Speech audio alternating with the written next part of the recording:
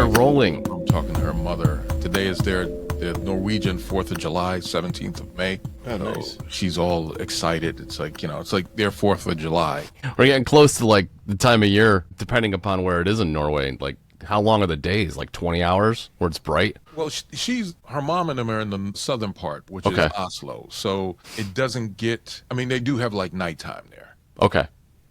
But, the further up north you go, it'll never get much darker than what you see outside right now, which is kind of wild. I saw Insomnia, the original Insomnia. Wasn't that? It was Scandinavian. I don't know. Not sure if it was specifically Norwegian. Yeah. You never saw that one called Lillehammer? Yeah. With Stephen Van. It's a culture shock. Yeah. Cool place though. Summertime, it's fucking amazing. It never gets too hot. Never really gets too cold. It's a safe country. People don't be wilding out. So it's nice. It's just really fucking nice. My wife is interested now, or contemplating. For a long time, she never wanted to move back because of a lot of the shit that's going on now. She's like, maybe it's not too bad. Yep, I'm locked in here. I'm here for the long haul. But it's I've been good. looking at Japan, Norway. I had a lot of friends talk about Portugal.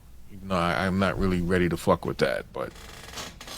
I had an employee, an assistant controller at my last job that could speak English, Spanish, and Portuguese. And when she got on the phone with her family from Brazil and was talking Portuguese, it sounded like Spanish. And I was like, I sat there 45 seconds. I'm like, I don't understand anything. I'm like, what are you talking? What are you what are you saying? She's like, oh, I'm speaking Portuguese. I'm like, no wonder. I go, I don't know why that's the case. Because even Italian and Spanish have some language, convergence. But Portuguese, like nothing. The phonics, the phonetics of, no, it's gone. That's how it is with like Norwegian and Swedish. They can understand one another. Like Norwegian, Swedes, and then you go add in like Icelanders, totally different fucking language. Right. Really? It's just weird type shit. Yeah, 18 consonants, one vowel, Yeah.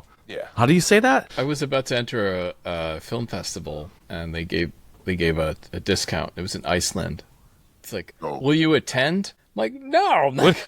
What are you fucking crazy? You should go. Will you supply a free voucher for a plane flight? I would love to, but that's going to be a fortune, No, actually, it's not that expensive, but Really? believe it or not. We've been there several times. And it wasn't that expensive. Flights are usually, because usually it's like a jumping off point to go to other places. So we used to basically book our trips to Norway through Iceland. Jump off the plane, stay for a couple of days, and then get back on the plane and then go. That sounds So nice. for us, it always wound up being kind of like dirt cheap. Wild place though, because like you come in and you go like, where the fuck am I going? Because like everything is volcanic when you come in. It looks like Mars, and you're like, why the fuck did I come here? It's like these rocky formations and shit. It looks like a literal hellscape. And then you go like a half an hour outside of the city, and it's these beautiful, like lush green valleys, and it's like it was an interesting place to visit. Like the dichotomies in terms of like going from one little area over here to the totally different landscape. Like you go up a little further up, it's like just Arctic wasteland and shit. Like it's just wild, fucking wild. Well, it's all that like brand new, really like lush, nutrient rich soil, right? From all the volcanism and stuff. You think about that, like that's got to have some factor, right? I guess. Yeah. I just know that there's active volcanoes all around. Yeah. The black man in me is like, yo, I don't know how I'll be staying here too long. Get all burnt up and shit. I remember like Anakin, I went to Hawaii in 2005, I think it was. 2005, 2006, and we did a 3-island hop. We went to Oahu, Molokai, which like nobody goes to. It's basically mostly farmland, and then the Big Island, and then flying into the Big Island, the airport in Kona is surrounded by lava flows. So it's like they have this thing paved, and you're coming in, and you think you're just going to land on rocks, and then suddenly you see these strips like dug into the lava beds. Like, are we gonna be all right? No, it's just completely crazy how they just like, well, we're just gonna, this is pretty solid ground, we're just gonna go right into this and And that's that. We drove around the whole island. It was pretty cool. It took like several hours. My best friend has a house on the main island, on the big island. He was born and raised there. I know him from college. He's been trying to get me to go. I spoke to him actually last night. His wife is flying out today from here to check on the house. And I've been dying to go. But every now and then, like, you know, every time they have a volcanic eruption, I'm like, yo, how's the house? Everything's cool. He was like, yeah, it's over on the other side of the island, you know. Yeah. That's where Oprah and them places are at. Everybody's like, you know, fuck them. You know, them bitches can rebuild, whatever, you know. Yeah, and here's the thing. Because of the nature of that volcano in particular, it's those eruptions. I mean, anybody thinking volcano thinks it's violent. You know what I mean? It's a you know, it could just melt you. But it's not violent like Mount St. Helens violent. It's like a gurgling, like island building violence. You know what I mean? I'll take your word on it. Yeah. I just heard volcanic come like lava and shit. That's a fucked up way for a dude to die. You know, I grew up here in New York, lived through the 70s and 80s, and what happened to James? He got burnt up in a volcano. Yeah. Yeah, there were like walking tours where you could walk out over like the lava fields and stuff, and we're like not having that. And I'm like, all it takes is like one little like vent or like low pocket area you slip through and start walking around on lava flows. I'm like, nope, no thanks. Yeah, it's crazy, like the unstoppable nature of it. It's just sort of disturbing. I'll watch drone footage of that instead. You know what I mean? The last time we went, I did not have a decent. It's been a few years since we've been. I didn't have a drone then. I got a couple now, but I really want to go back with the drone. It's an amazing place. And some of the best food that I've had in a long time was Iceland and Alaska. Alaska had some amazing food because I guess they got to fly everything in. I don't know. It's, you know. What does it mean? It's fresher? Shit, everything in Alaska was fucking expensive. But it was very similar to Norway because we were very high up. Yeah. And it was that same thing where like you go outside in the middle of the, you know, night and it's like still daylight. Yeah, my circadian rhythm would be like, I wouldn't know what to do with myself. How many days have I been up? You'll get used to it. You'll get used to it. So you said earlier, before the recording started, you said earlier that you were teaching a couple classes in social media this semester. You want to talk a little bit about those? Like, what are you teaching your students? Now, basically, a lot of stuff about AI, like how a lot of the content is generated through AI, how to basically monetize some of your content, ethical uses of it, like how you have to be careful what you watch, particularly now on social media because of AI. This particular generation is very different than generations past, and I'm kind of worried for them. I'm not going to lie to you. Because I've seen some AI stuff that you really have a hard time telling whether or not the person really said this. Mm-hmm. And when you add in the fact that this is like the third, fourth generation of this, it hasn't been around long and it's getting better and better every year. What does that mean for like journalists and what does that mean for political structures in the future? How do you know what's right and what's wrong? How can you trust the media based on what you see? Because they can really make people say almost anything. And that's kind of scary in this particular environment when we're all so, you know, so divided. Mm-hmm. Mm-hmm. People go, I don't know what to believe anymore. So you believe generally what you want to believe. Right. And that's kind of a real danger. So Yeah, there's a real challenge with that, right? Because people get disenfranchised with the news media, right? So then they relegate themselves to social media. Social media is influenced by this kind of programming, which is getting harder and harder to detect whether or not it's real or fabricated. And at some point, I've literally said this for a few years now, at some point, that video footage, that audio footage is going to be inadmissible at court because there's not going to be a way to determine the reality of it or not. And then somebody's firsthand account, if it's in reference to any of that stuff, is going to be taken into, it's going to be very complicated. There's going to have to be some checksum or some way to figure out exactly what's true and what's not. I mean, they've talked about putting some type of identifiers in the content that's generated, but that really depends on who's developing the app that's creating the footage. You're kind of leaving it up to a certain extent to the people who are, designing the software, and everybody's not going to want to do that. There's always been agitators, people who like to stir the. What do you really believe at this point? A large part of the class, most of the students know about social media. It's not like I have to explain to them what Facebook or Twitter, but we look at like the evolution of a lot of these different platforms. Look at some of the newer ones that are coming out. What new technologies are coming out? What does that mean for the future? And most importantly, how can you utilize it for your own purposes? Yeah, there's within TikTok and Instagram, in the search tool, there's like it will bring up generated video. It's almost like a searchable thing now. And it seems to generate things based upon search out those AI generated things based upon the things that you liked. And so much of it is fake. It's a little disturbing, Probably not good for the brain, Yeah. There's one thing that came up repeatedly on my feed for like a 2-week period, and I had to silence or block or just unfollow like several different creators in order for it to go away. I don't know if you guys saw any of this stuff, but it's like there would be like this aquatic AI where these boats would roll up to like various animals and like take barnacles off of them and stuff like that, and it was clearly not real, right? Yeah, it's all fake. But then I look at the channel itself and the engagement on the channel, and there's a ton of engagement. Like there's a ton of like comments, follows and everything, and probably a lot of negative, but the channel's being engaged, and it's like they figured out a way to agitate but gain eyes and ears and attention. And I'm like, that's just not like, that is so anti what the platform is about in my mind's eye.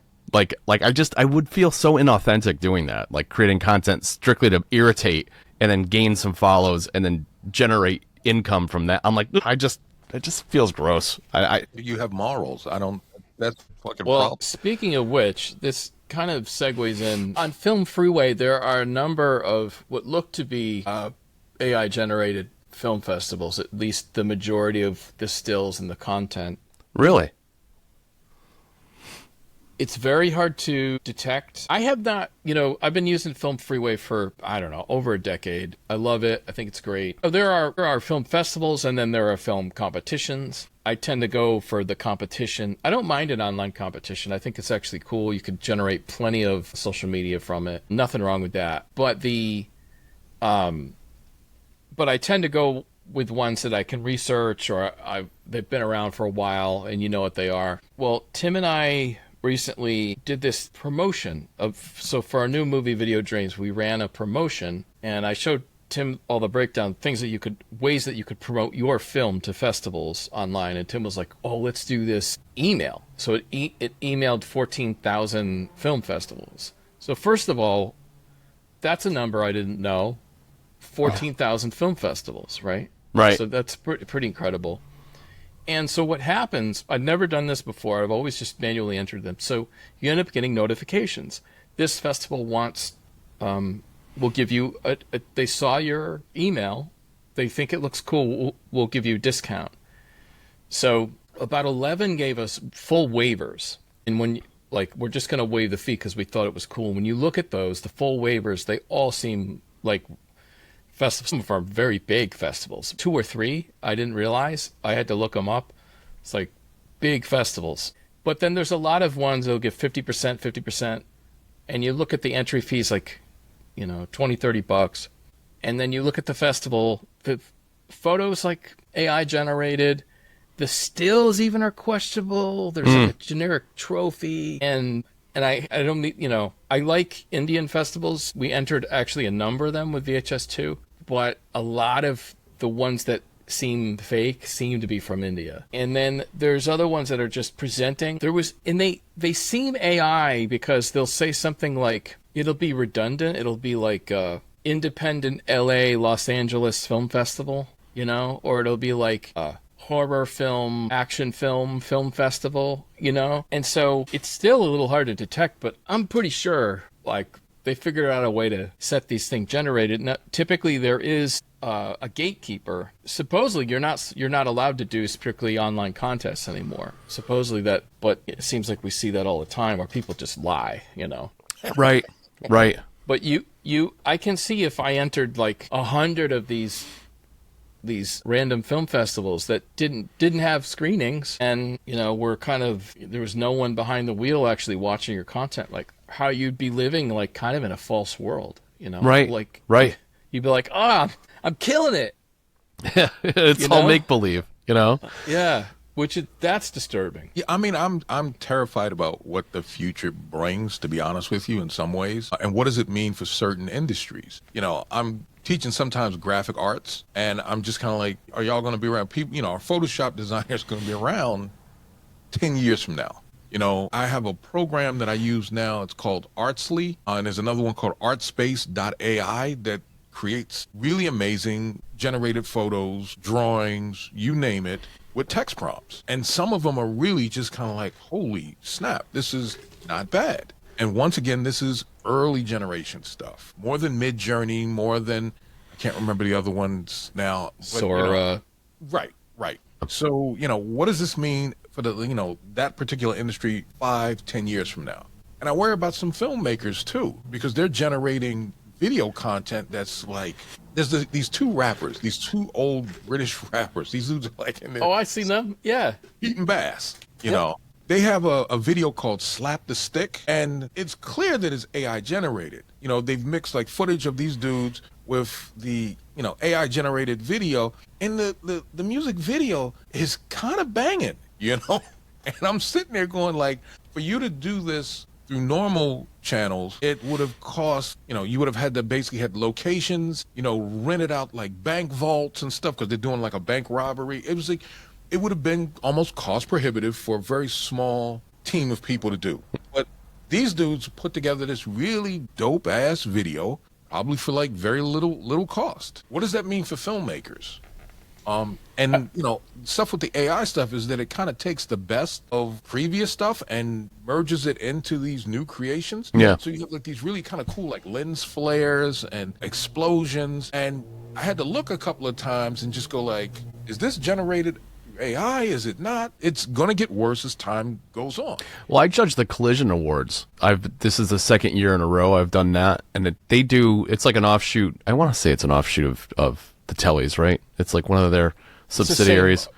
Yeah, it's a subsidiary. Yeah. It's like the Tellys, the Webbies, and the Collision Awards are run by the same company, I guess. Yeah. Well, it's animation focused, so a lot of the clips are shorter. But more importantly, it's a lot of stuff that's very fringe and very experimental. And obviously, based on that fact, there's some things that flow through there that are AI generated. Some of the best ones I've seen so far in it that are AI generated, they're great, but I feel like contextually, there's still a nuance that comes from being a director or a DP or producer, screenwriter or whatever, that it doesn't have soul, is what you're saying. Yeah, it's lacking. It's lacking. A lot of times it lacks consistency. That's getting better with the visual references and stuff in there, but like the cues and the blocking and stuff that happens in the scenes that they choose to put together and juxtapose against one another,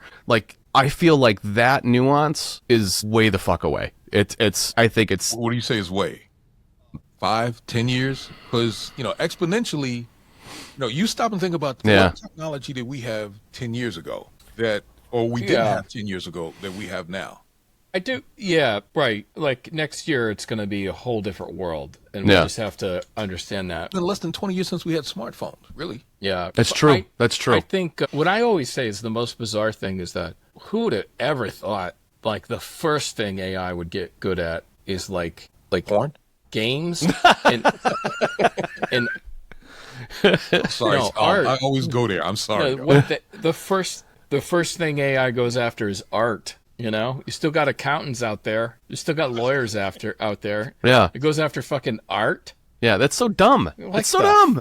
It's just wild. But I do think if you want to get out of the fear zone and just think of yourself as an artist, you're going to do the things you want to do and let the AI do things you don't want to do.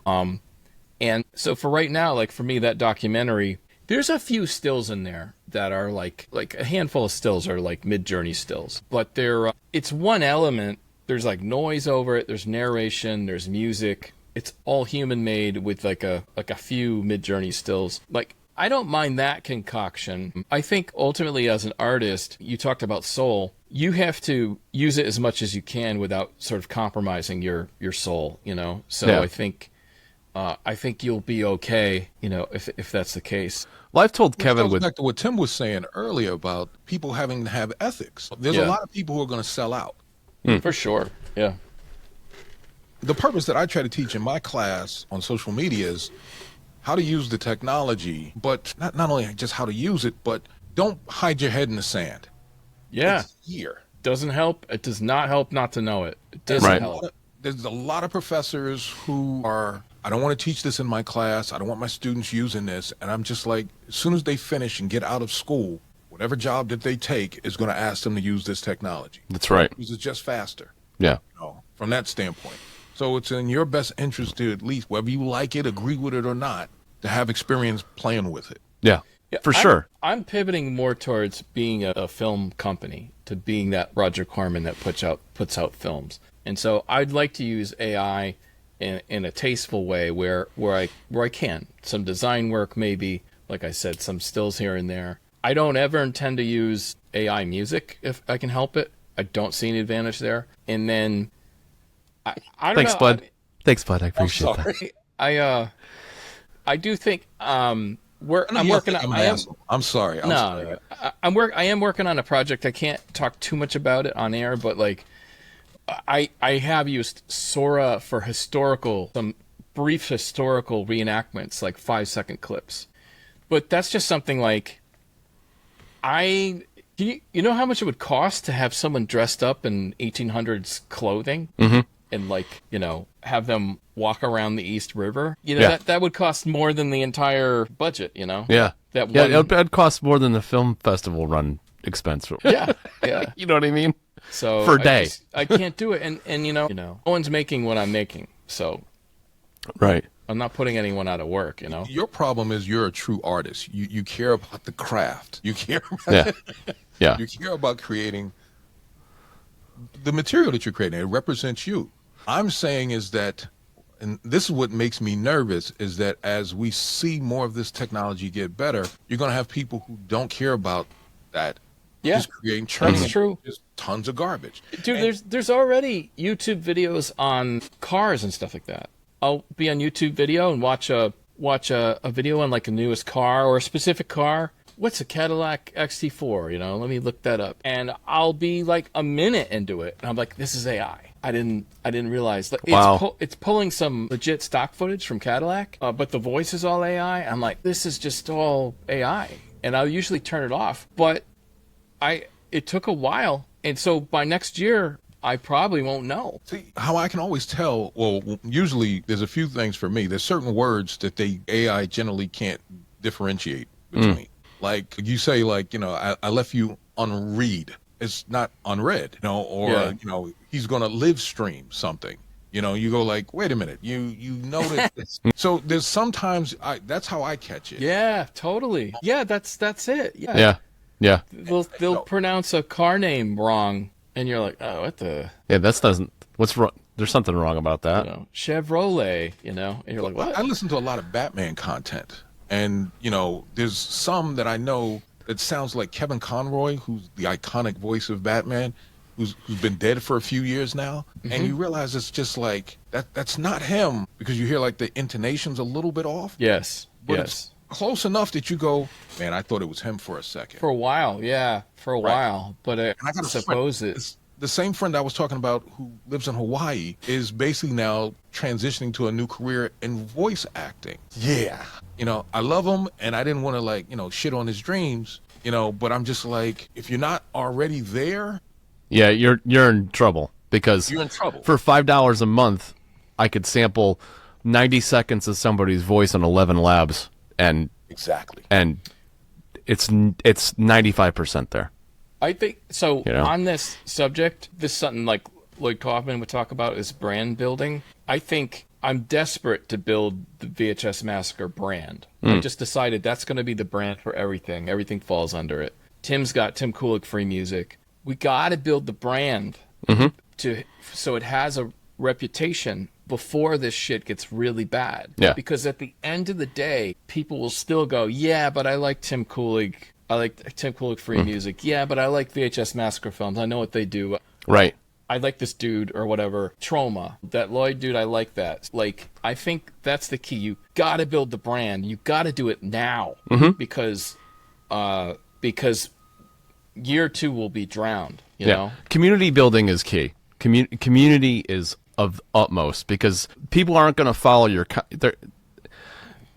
This sounds horrible to say out loud, but it's going to be less about your music, less about your films, less about the actual content and more about the fact that they like you as a person. They they like what you're doing and what you stand for. And then by extension, they're going to follow the things that you do because they like you first.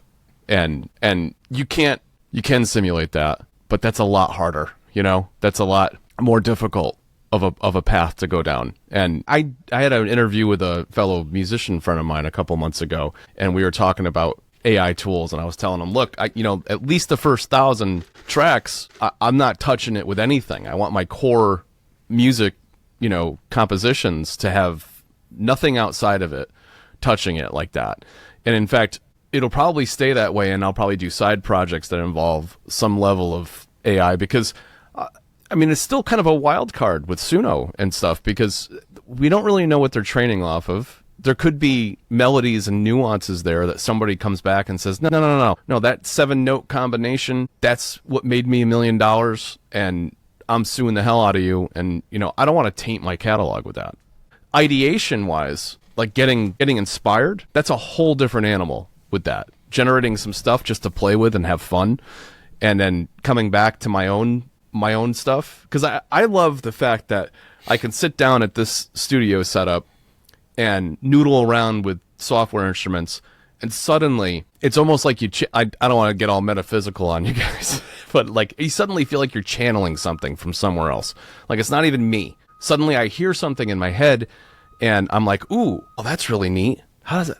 Well, let's develop that. And like 2 hours disappear from my life, and I've got this, 3/4 of the song done, and I'm like, man, like, what the hell just happened? Like, what? How did that happen? Like, I'll live for that for the rest of my life. Absolutely live for that for the rest of my life. And that to me tells me that as long as you're doing that community building, Tom, that you mentioned, that brand building, that'll come because that authenticity, you can't fake that. You cannot, like, you can, but people are going to see right the fuck through it. They're going to see through it. They're going to see that you're just trying to be somebody else. But when you let something come through you and you design something and you don't put filters on things, especially in the space of music, I feel like I do weird things, like new weird things. I've shared stuff with Tom, like, I don't know if I like this or not. And he's like, dude, this is crazy. Like, where'd this come from? Like, yeah, I don't know. Yeah. I don't even know if I like it. Like, and usually when it's at that weird spot, it's something new. It's something, oh, man, what's going on here, I hear you. I'm going to disagree with both of you because I think I'll have way too much faith in humanity. I've gotten into arguments with people on old school hip hop, and like, you talk about like the new stuff that's out, and for me, it's just like, that's just absolute trash. And then you talk about some of the older stuff that's come before, and they don't understand that why this is significantly better than the crap that you're listening to now. Maybe that's, age, and it's always been around like that. But I think people are shallow now, shallower, particularly because, the tools have made certain ways of creating new things too easy. So that whole process that you were talking about where like you get into the zone, and you really start feeling it. And the next thing you know, you lost, like you said, 2 hours. Mm-hmm. That's happened to me on multiple occasions with certain things that I've worked on. And you look back and it's just kind of like that feeling you have as a creator. Most of them don't have that. And this goes back where I always joke around with Tom. Tom really cares about this shit that he creates. And I suspect you're the same way, Tim. Yeah. I haven't worked with you as much, but it's that love of like, here's what I've created. Most people now, it's kind of like, how can I be an influencer? How can I basically get more likes? How can I monetize and make money off of this? Yeah. Yeah, and that's supposed to be the result of being artistic, right? Like if you come to the table being authentic and creating the thing that only comes from you, that's the result. That's not the goal. The goal is the art. The art is what is the value, right? And let the money come from that. P. Diddy. That's all I Money. can say. He did it. Jesus. I'm sorry, but it's kind of indicative of where we're at, you know? I can't look at baby oil the same way anymore. It's What money? There's no money. thousands of bottles of baby oil. Like, my God. Like, really, dude, seriously. Oh, all right. I'm sorry. I took the podcast No. in a totally different direction. See, I told you it was a mistake to invite me on here. Dude. Well, on that subject, I feel a lot better about never being on the inside of the industry. Seriously. I feel great about being a pariah in an independent filmmaker that no one ever gave a fuck about. Because Did I ever now tell I'm you like, about the time I went to Jack the Rapper, which is like a big rap conference. It was like, I think it was 1992, and it was like the first, right before Bad Boy Records premiere, because he was down there promoting Bad Boy. And I remember he had, talk about building a brand, he had one of the best visual cards to promote Bad Boy. It was this little kid with sunglasses and a diaper holding up a microphone, and the text was Bad Boy for the next generation. It was like this little baby, and I just thought, like, God damn, that's stuck in my head, and that's a number of years ago. He was all about building a brand. I know people are cracking on him now, but I got to give him credit that he did build a brand. I didn't know how he was going to go off and All the craziness. direction. well, no one knew anything about that. Oh, Yeah. People knew. Well, Yeah. not I guess There was a time not when there was normies. nothing I wanted more. Yeah. There's nothing that I wanted more than to be a major hip hop artist. And Yeah. now I look back and I go, Jesus Christ, maybe I dodged the bullet, you know? Well, you were close, right? Put baby oil and stuff like that, but it's just really not nice people in that entertainment environment. Yeah. And it's not about artistry, it's about making money. And that's kind of trend, and that's social media now on steroids. It's about the likes, it's about the money, it's about the influence. Well, you know what's crazy is that this is more in our face now because of these different platforms. And I want to come back to platforms too, because based on your teaching, I'm sure there's some platforms that are coming up with Gen Z and Alpha and everything else that are not as much in the zeitgeist of us oldies, or us middle-aged guys. But what's really wild to me is back to what you said earlier too about things being kind of glossed over and like the kind of the style and music, like not pushing any envelopes or anything. Big question for both of you, even if you're not really into this style of music. When's the last big arena rock band that's come up? You mean rock? Straight Yeah. up rock? Yeah, like where's the new Rushes, the new Metallicas, the Orns, the new I think grunge. It went to like it's not rock. It's like Bad Bunny or something like that.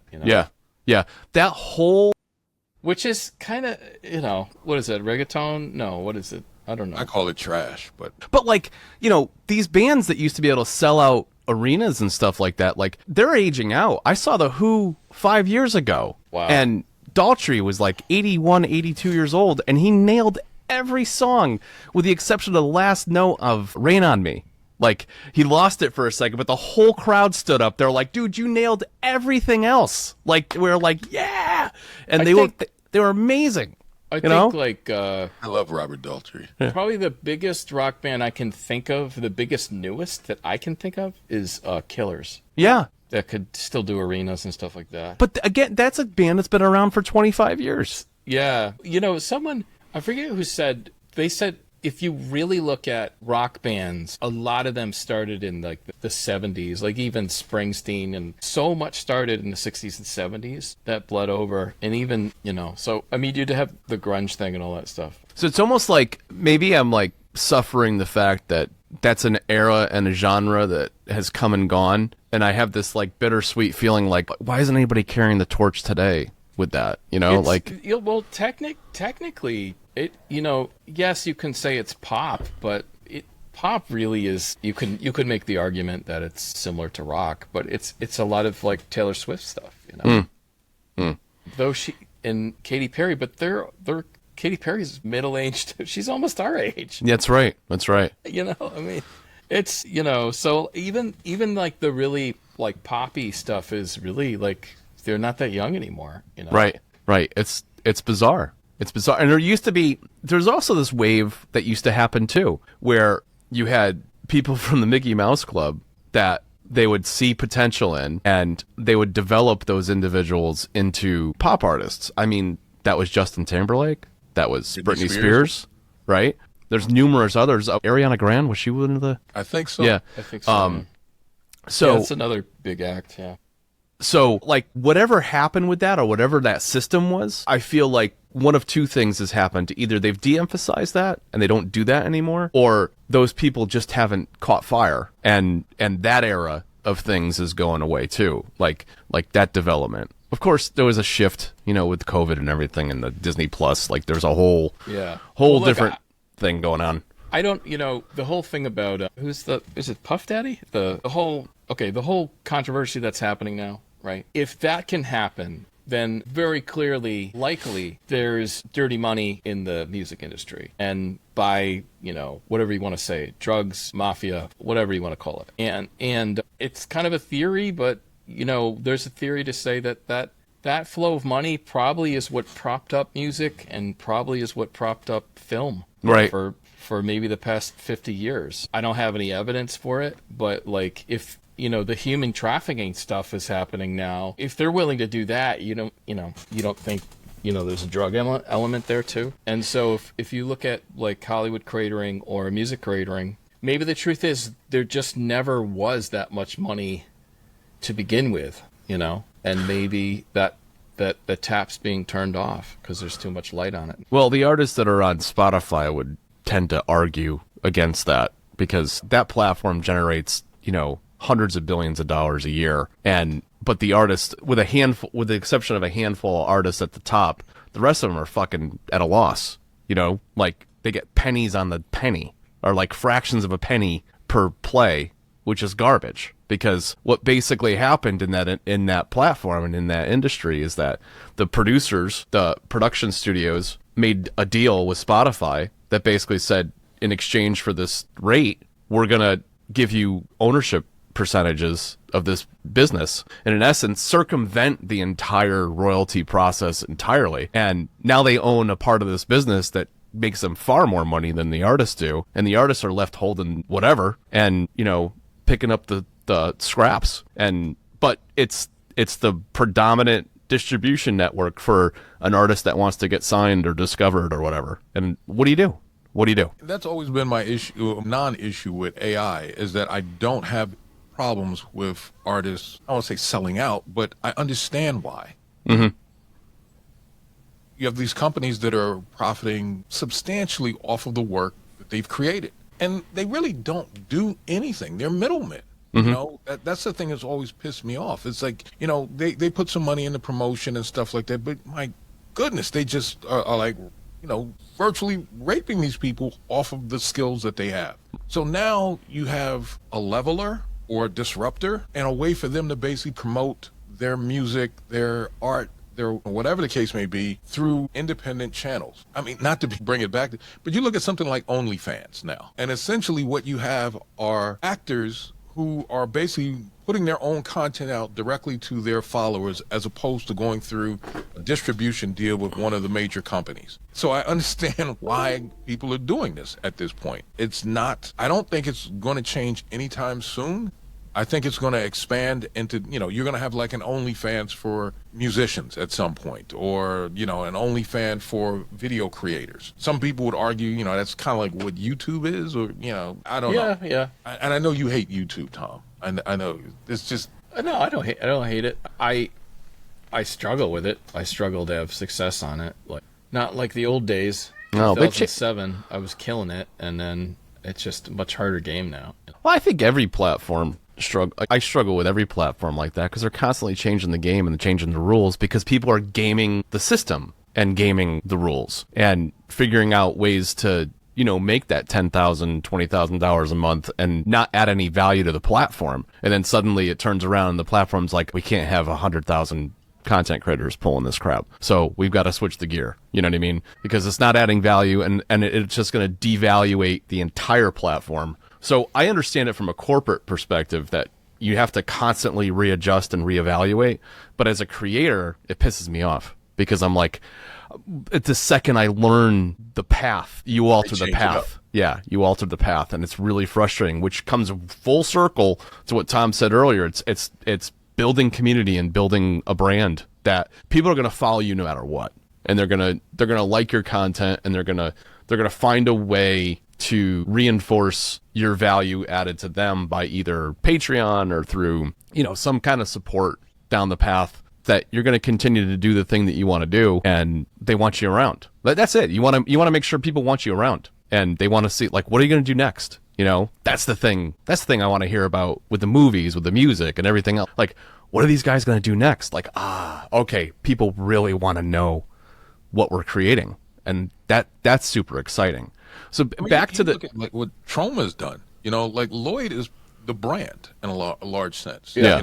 He has a very distinct look. The way he promotes himself. So people who love Troma generally love Lloyd, and this goes back to, like, Uncle Lloydie was saying about creating a brand. A personality, something larger than just a filmmaker. That concerns me, though, too, in the sense that I certainly hope that they have some kind of plan or some kind of idea in place for a succession for Lloyd, and to replace that. I mean, it's going to be hard to replace that personality, honestly, but you could run into an Apple situation. You can run into, I'm trying to think of some other, like, or even like even with Elon, you know what I mean? Like he's the face of Tesla. There's no way you can, all way, shape, or form. They need to replace his ass at this point. Well, SpaceX too, but he's the face of SpaceX. Yeah, but you run into a problem with. I love what they're doing with SpaceX, honestly. Yeah. But you run into a problem. They were doing with Tesla for a long time. What they're doing with Starlink. Yeah. There's a lot of stuff that is amazing stuff that they're putting together. Yeah. But when you have someone who's the brand or the face of it, this is that situation where it goes off the rails. Double-edged sword, yeah. Right. For sure. Yeah, because now it's all focused on buy a Tesla again at this point. Right. I'm done with this. Or anything that he's touched, he's become, at least in the short term, toxic for certain brands. Mm-hmm. And that's the problem that you have with personalities, which could also lead to... That's a good point. Which could also lead to, like, content or the creations of things that you make being kind of watered down because you don't want to piss anybody off, especially as filmmakers, musicians. That's why so many of them don't really talk about anything because they're else they go hard in the paint and it's sort of like the tribalism thing, right? Mm-hmm. Yeah, their tribe will follow. They have their gang, and that's why the gang will back them. And that's frankly that was a lot of old Twitter, and which call me crazy, but I think it's much better now, frankly, because it was, I don't know, I just didn't like all the cancel culture stuff. I thought it was I was never really big on Twitter. I never really liked Twitter. It's not really for normal people. It's a very specific thing. The press really liked being on there. You had celebrities who liked being on there. Academics love it. There's a bots. I think it was like they said it was like the majority 60-80%, right? 80% bots pre Musk cleaning it up. Well, think about why journalists like it. Okay, the reason journalists like it is that you go to Journalism 101 and you write an article, and the first paragraph, which is 2 or 3 sentences, tells you everything you need to know about the rest of the paragraph, or rest of the article, and then the second and third paragraphs are a little bit more of an expansion of the information you want to talk about, and then the rest of it you can take it or leave it, but you get the gist of it. Well, in essence, it's a succinct mini blast of information, and perfect for journalists that don't want to create this huge article. It's like, boom, here you go. Here's the information. This is what happened today. You want more detail?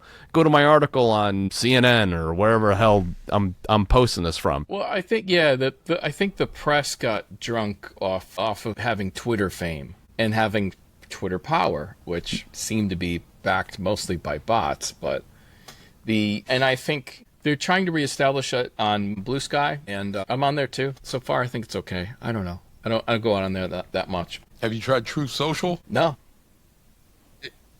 I have, No. I have to be on take a look at some of these platforms. I try to remain politically neutral on it just to see where what's the demographics.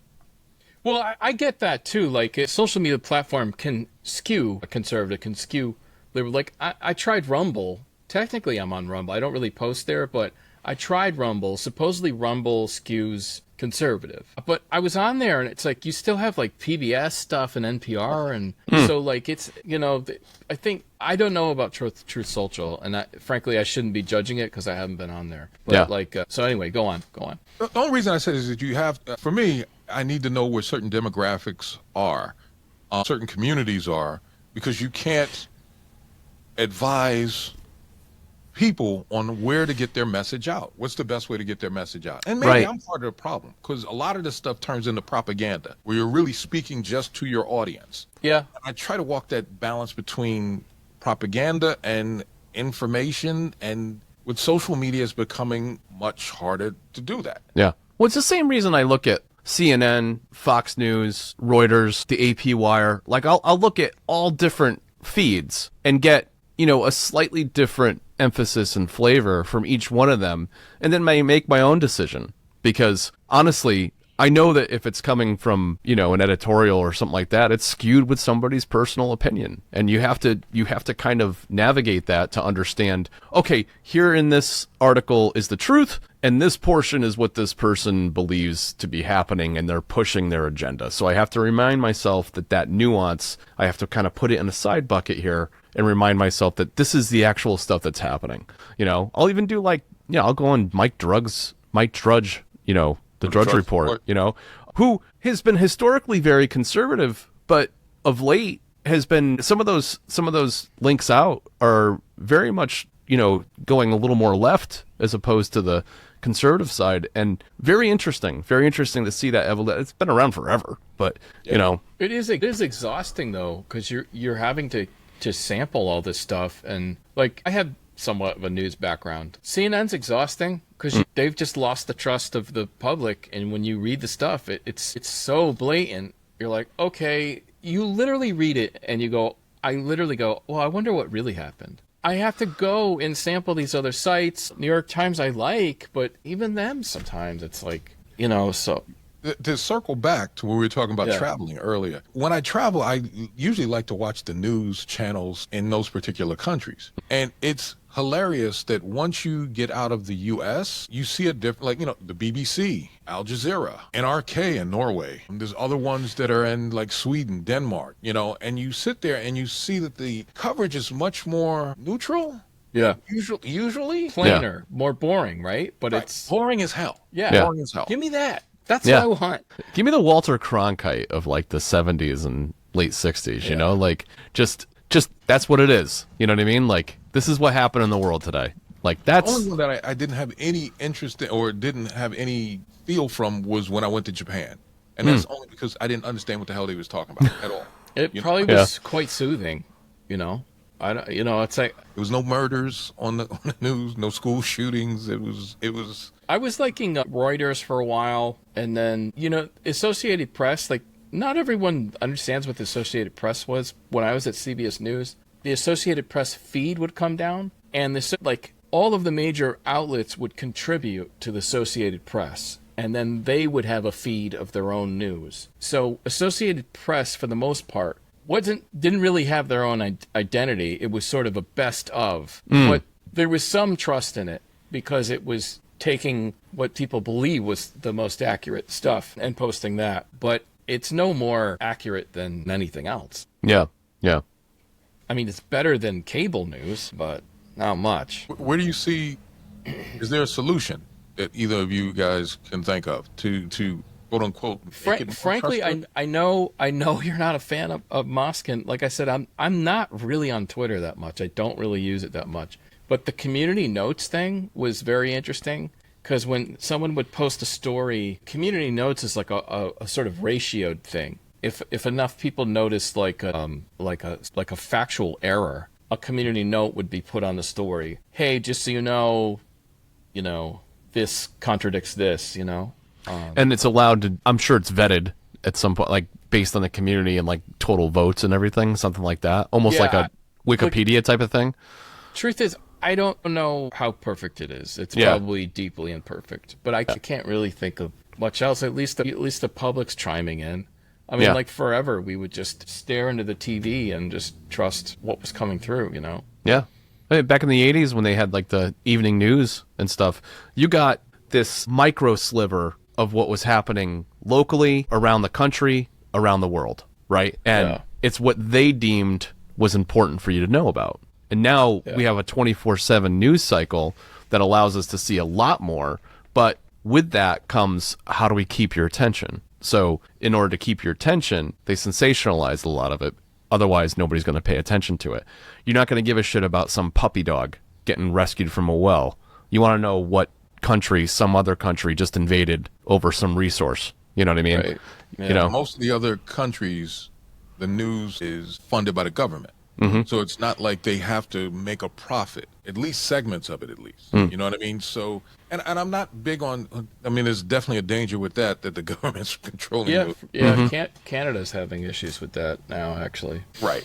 But the fact that they don't have to basically beg for funding, or not funding, but they're not incentivized to keep you engaged. right. Yeah. They're basically there to just hear the facts. This is what it is. Most of when Cronkite and them were around, they didn't look at the news as a money-making venture. They expected this was just kind of like what we did as a country to inform people. Right. It was their responsibility to tell what was going on, right? Even on the initial networks, was it CBS, NBC, ABC? That was the deal. It's like, here's your broadcast license. The agreement with the government and those networks is that, yeah, you do the news, and in exchange, I mean, you do a good job, you do it accurately as possible. In exchange, yes, you get to make a ton of money off the shows. We're giving you this. You make the shows, you make a fortune off the ads, but news, that's the price you're paying. That's your contribution to American society. Right. So it was half an hour back? Was it Yeah. half an hour in the evening? Yeah. Yeah. For each, the local, statewide, and then you had like your national and global news, right? At like 6:30, and then it was freaking Jeopardy. And the thing is, they talked about it like no one would interfere in the news. The network would never come down on the news sectional stuff. Like, there's that movie, The Insider, which you kind of would find out they would. What was it? Phillips owned, I think it was CBS or something. Philip Morris, maybe, and then so they killed a story, but that was a big thing. It was a huge controversy on 60 Minutes because they were killing a story because the parent company would be affected by it. Right. So you do realize that it did get dirty, and the truth is maybe it was always dirty, but we just didn't have enough money. We didn't have enough information to tell. I just shake my head, look, because I used to watch a ton of cable news. And then you realize if you watch enough of it, they repeat the same shows and the same stories over and over over a 24-hour period. I can tell you why some of that happens. You know, they show those clips where it's like 20 news affiliates saying the same exact story. That happens because some of is laziness. It may be mandated to some degree by the parent company, but how it actually happens is a feed comes down. And the feed is typically the story will come down and the audio tracks will be separated. The reporter track will be there, and then the soundbite and the natural sound track will be separated. And what that allows to do is, if you don't have enough stories, if it's a slow news day or whatever, what you do is you strip the reporter's tracks. It's coming down from the national feed, let's say CBS National or Associated Press. You strip that, the reporter puts her own tracks in, and then on the nightly news, they do a stand-up. And it's the same stand-up that was scripted. Typically, these are stories that were, let's say, popular or well told nationally, so they got put on the feed so that everyone can pull from them.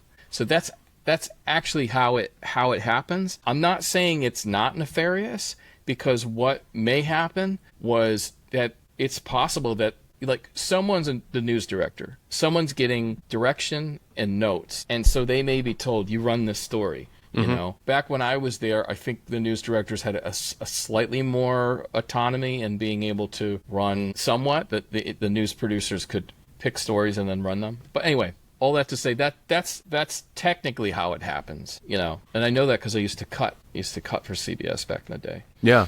Well, that makes a little more sense than that there's some consistency across multiple news lines, you know, because they are getting all the same feed. When they see that something's more popular than something else, they're all going to capitalize on that because they all want attention. They all want eyes and ears on their platform and it's no different than social media, right? Yeah. So it's crazy. So like in your classes now, James, what social media platforms are you focused on training and teaching your students about? Because I'd be curious to know what new ones you're emphasizing now. But right now, the way that the course is set up, because I had to basically set it up so that if I'm not around, other professors can teach it. Mm-hmm. And because it's social media, it changes fairly, you know, you got to update it constantly. The ones that I focused in on this semester are the big ones, you know, Facebook, you know, YouTube. What's the other ones? I even get into like Pinterest. What's the TikTok? The ones that most of the students are using. And then there's one that there's a week where we talk about, 2 weeks where we basically talk about new platforms that students are using. And that's because I can't create a brand new segment every semester for new platforms that crop up. So you kind of, and it's more of like one of those things where you also want to give them the ability to kind of chime in, because I'm older. I'll be 60 in 3 months. Most of these kids are in their teens and 20s. And the way that they interact might be totally different than the way I envision things. What platforms are they using? And I also have a lot of international students. So I start talking to like Chinese students who use like Baidu or some of the Chinese platforms that we don't have here. Right. Not only do we not use it, we don't even have access to it. We don't even have access to it. And they're huge. Yeah. That's the other thing. It's like, you know, you look at ones like Baidu or something like that, you know, they may have like a, couple 100 million followers or, you know, on the platform. And can you use it here with a VPN? You could, yeah. Okay. You could. There's like 3 or 4. I haven't used them. I've seen them, and I've watched documentaries and so forth on them. But I'm also kind of paranoid. I don't want to be using certain platforms, right, for a variety of reasons. Yeah. But yeah, so it's interesting to get a lot of feedback from them to telling me, here are the platforms that I use, and here's the reasons why I use them. This platform's not available in my country, so and you see some overlap. Mm-hmm. And as we get more, hopefully, global, instead of, becoming isolationists, companies are going to need people who are experienced in working on platforms that are beyond just the U.S. Right, right. So I try to make sure that the students don't just limit themselves to the platforms here because, if we go isolationist, if you want to basically move overseas or something along those lines, you need to be experienced in all of these platforms, at least at a cursory level. Yeah, I mean, that's like TikTok, right? It's a Chinese-based platform that's on the verge of being banned, right? I was freaking out at the beginning of the semester because I thought they were going to shut down TikTok. And I had like 2 weeks basically dedicated to TikTok, and I was just like, fuck, what if it's not in place? Yeah, but the I went problem hard is, at it. I was like, I went even harder. I'm like, I'll run it into the ground. I don't give a shit. You know? The struggle with that, though, is this. That platform has, number one, there's plenty of single-person creators here in this country that the aggregate of generate billions of dollars a year, billions of revenue is using that platform. And there's people that do live on that platform that make 10 grand a day, plus there's people that do, once a month drops of content or clothing or something and make $500,000 in one night. It's literally like, what is it? Gary Vee calls it the QVC-ification of social media. Like, that's like the next wave. You have a product. You don't need some distribution network. You don't need some, warehouse somewhere or whatever. Print on demand agreement. Have somebody do it and do a live thing where it's like, okay, this is the capacity we're going to need. Make all my shit, and that's it. Just-in-time printing. Yeah. Yeah. They basically print it up as needed. But I do understand some of the problems that the government had with TikTok. Because if you see, utilizing a VPN, and you see the content that you see on TikTok in China and in other areas of the world, it's different than what they push here in the U.S. So, we're talking about like cinnamon challenges and, all of those other challenges that are kind of like disruptive or really kind of negative. You don't see that over there. Okay. You know, their feeds are not as toxic. Are they full of propaganda? More propaganda. Yeah. Absolutely. Yeah. Absolutely. But it's, I don't know which is. Yeah. What's worse, It's dumbing not- down a it's- society or? Well, I know they recently did a study about social media interaction, and they did it on Facebook. And one group was, there was a neutral group. One group was exposed to a ton of negative Facebook stuff, triggering negative, and their responses were skewed much more negative. One was exposed to positive. Their response is way more positive. And the neutral one was neutral, you know. But it basically, I mean, it makes sense. It's like, you know, if someone comes at you and they're real shitty, very hard to come back at them very happy, you know what I mean?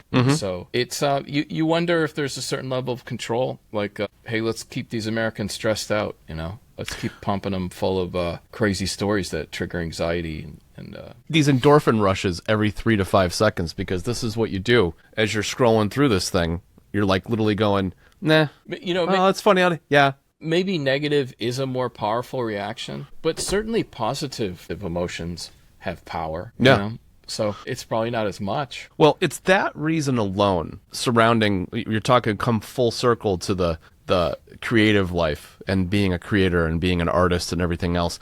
It's that alone that's going to separate the doers from, or the creators, the content creators from the content consumers. And the reason for that is that so many people are getting indoctrinated into that instant gratification of every 3 to 5 seconds they get something new and exciting to bombard their psyche with. It's the people that stick with the creative process to a point where they can actually put out something novel and original and real that you're going to survive beyond that. I'm not being very articulate with this, but in honesty, I think there's a realness that's associated with that is going to transcend any of this temporary, dopamine rush that we get from this, because it's sustaining. You know, the content creators that I actually enjoy and come back to are the ones that are profound, and they give me a reason to pause and think and reflect on my life and reflect on me as an artist. And you know what I mean?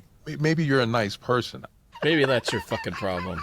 I'm going down the dark path. You know, it's my I love the counter argument, James. Thank you. No, my feed is just, doom, gloom, and and I know mentally it has affected me. No joke. And, and I have problems teaching these social media classes because, number one, it's important that students do have this information. But I also know the negative impact. I do 1 week on the negative impact mentally on how it affects us. If you're not careful, my attention span is probably a tenth of what it used to be. Yeah. Like that's, you scroll and it's like, can't watch. It's hard for me to watch a movie now without my iPad or my phone in my hand, to sit there and just really kind of concentrate. There's only been a few shows of late that I've been able to do that. Andor, Star Wars is one of them. If you haven't seen it, to all the viewers. Second season's good? Second season's amazing. Okay. And if you watch the first season, the second season, Rogue One, and then A New Hope, the very first Star Wars. Yeah. It really kind of gives you a deeper understanding. And it's like Star Wars for adults. Yeah. That's really what it was. Yeah. That's And good stuff. Yeah. Good stuff. Yeah, that first season I loved. I really enjoyed it. I thought once they got into the prison, I thought became super interesting. On program. Now. And going to, just to go way off topic again, I'm sitting there wondering about this new Superman movie because they have him at the Daily Planet, and I'm just sitting there going, who the fuck reads newspapers anymore? That Daily Planet is mortgaged all to hell. Yeah. They've got 5 years left, max. They should have the doors hanging off the hinges.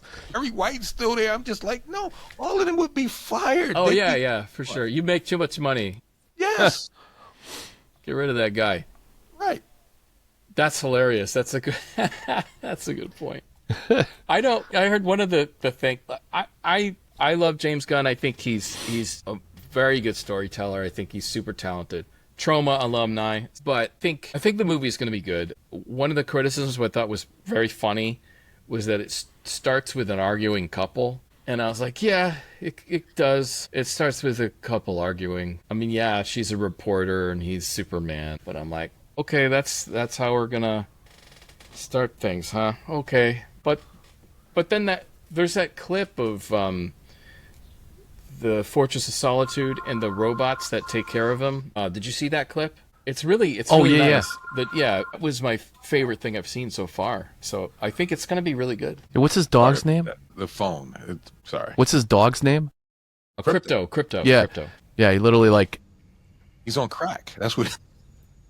he lands in the middle of the freaking snow and he's like, bring me home. And just, I don't know, like seeing him vulnerable and stuff a little bit. Because he is indestructible, supposedly, with the exception of his Bane, Kryptonite, right? I think James Gunn is very good about bringing out emotion, and he probably knew very well that you had to make Superman vulnerable. People need to relate to him, and so you can't just make him invulnerable. It's like, I think that was his first mission, is to make him sympathetic. So what do you show? You show a dog. James Gunn loves critters. You know, you show him, vulnerable, and then you show some cool robots and some cool tech, and they have good personalities, and it's funny. I think it's going to be good. I don't know if like normies are going to like it, but I'll probably like it. I love Gunn, and I think one of the things that I like about what I've seen so far with the trailers, when you were talking about like the initial argument with the couple, she's questioning him about why he interceded in a war zone. Yeah. And for me, it's always been like if you really had somebody that powerful, why the fuck we got wars? It's like, wouldn't you just be like, yo, this side, you need to stop this. Y'all need to stop this. That's what I would do if I had that kind of power. Just slap the shit out of Putin and a couple other Trump and just, y'all stop this.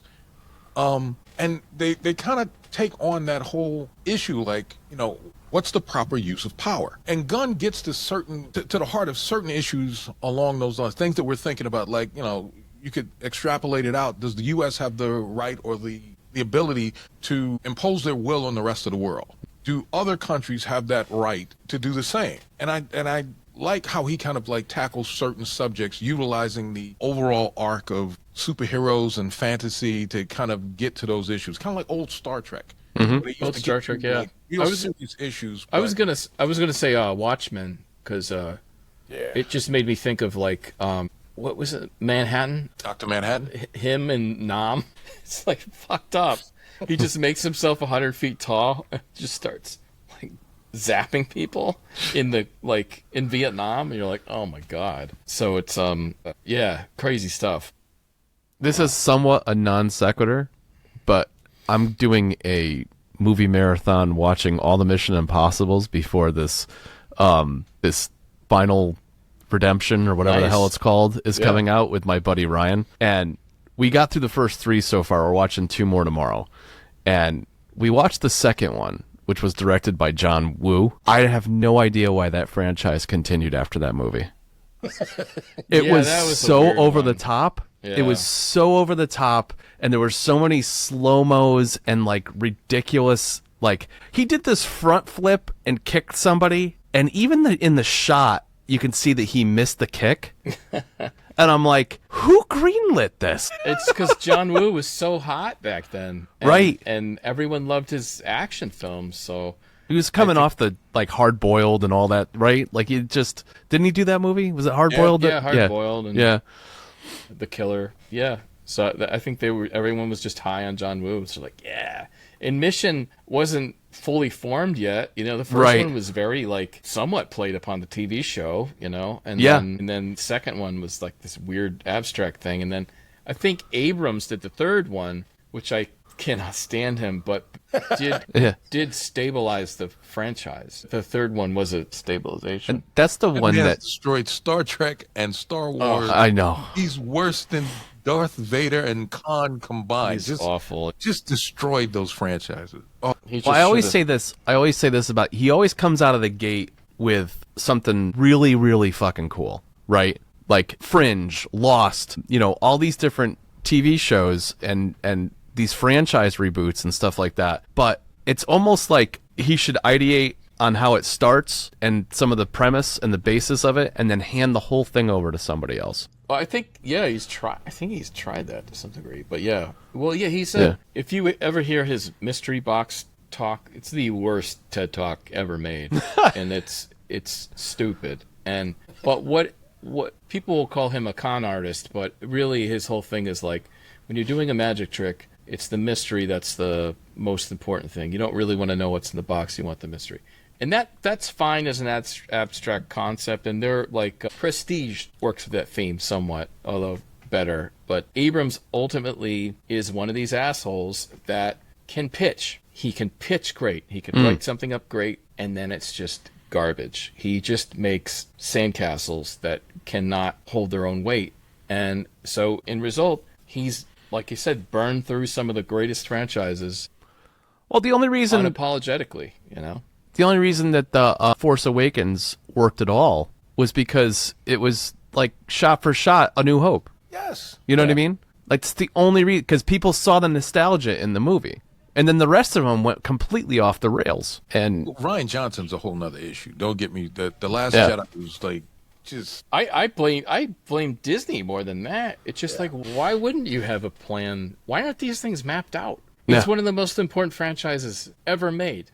You didn't plan these things? You're just going to have the second director come in and well, you can't treat it like the MCU and have the third act be an open-ended, plot line so that you can tie it into the next series or the next movie, because you want to hit pay dirt again with the Avengers, arc. And it's like, dude, first of all, you're never going to strike that again. That was a misdirect, like sneak attack, like ultimate 10-year journey. You're not going to hit that again. What you need to do is focus more on good storytelling and do things as an individual basis, and stop trying to tie everything together to force people to watch all your stuff and make mediocre content in the process. I feel like that's like completely where they've destroyed that franchise. That Disney just wanted the money. I mean, that goes back to, like, once again, you got a creator or a corporation or whatever, they kind of sell out, and it's like, it's not about the story. It's not about it. It's about how can we squeeze more money out of these people. Because phase 1 through 3 in the MCU, I won't say it was perfect, but it was a 10-year journey, and they built it up slowly. Endgame, Infinity War are like in my personal like top movies, the enjoyable movies to watch. I've watched them over and over again. I'm a comic nerd though, but the stuff that they did after that with with Disney Plus, and then just constant shows that you can clearly tell weren't thought out, weren't planned. It was just trash. There's shows that I abandoned. You know what I mean? I got like 2-3 episodes in, and I'm like, I think Secret Wars, I saw 1 episode. Oh my god! And I was that's like, the one I would tell you to watch. Really? I would tell you to watch just because it's so bad. Oh, because it's that bad. That's why you want me to watch it. Oh my god, Tom, you missed it. I was like, we were talking about the series that were just like half-ass written and stuff in the MCU on Disney Plus. From like She-Hulk and everything else. And I'm like, yeah, Secret Wars. I only saw the first episode, and then I just couldn't. James is like, watch the whole thing because it's so bad. You have to watch the whole thing. I hate watched it, all 6 episodes, and I wanted to just bail on it, but I was like, I gotta see how far there. And then you find out they spent like $300 million on this.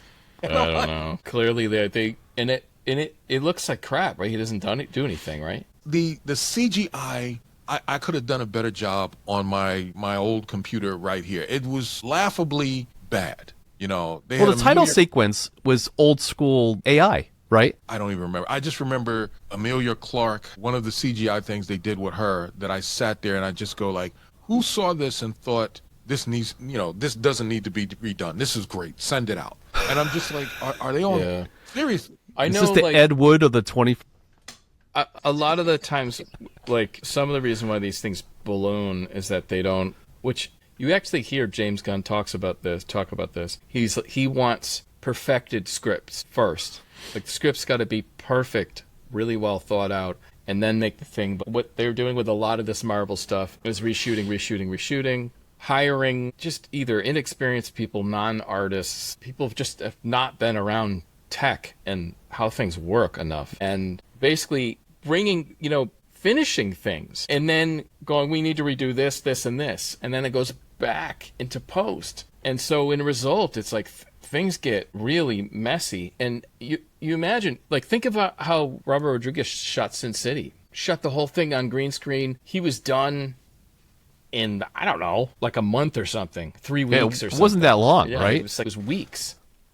But he had a not only a finished script, he had storyboards. I mean, it was Frank Miller's story. Yeah. So it's not like he had to figure out a whole bunch of stuff in terms of like what he wanted to include in there. Gunn, I got to give him credit. Out of all of the directors who've done MCU movies, he was 4 for 4. All 4 of the Guardian of Galaxy movies and the holiday special. There was 3 movies and the holiday special. Holiday special was a fucking amazing. Hilarious, yeah. If you haven't seen it, see it. But it was, he hit the ball out of the park each time. And he did the same with DC with Peacemaker. It was the one DC property that was perfect almost from start to finish. And that his Suicide Squad's fantastic. Yes. It's super weird. Like, it shouldn't be as good as it is, but somehow it hits these emotional moments. Like, why the fuck am I emotional when the shark is in the aquarium?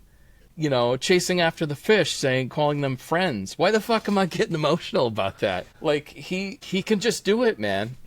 Some people are just really good at what they do, I was pissed off that he's rebooting everything though, because I thought there was some decent elements of the DCEU. I kind of like Cavill. I'm sorry. Yeah, I was a big fan. And I thought they really kind of crapped on him. I'm not gonna lie, I like Black Adam. A lot of people look at me like I'm crazy. It was just like it wasn't bad. I didn't hate it. Right. There were elements. I thought Blue Beetle was good.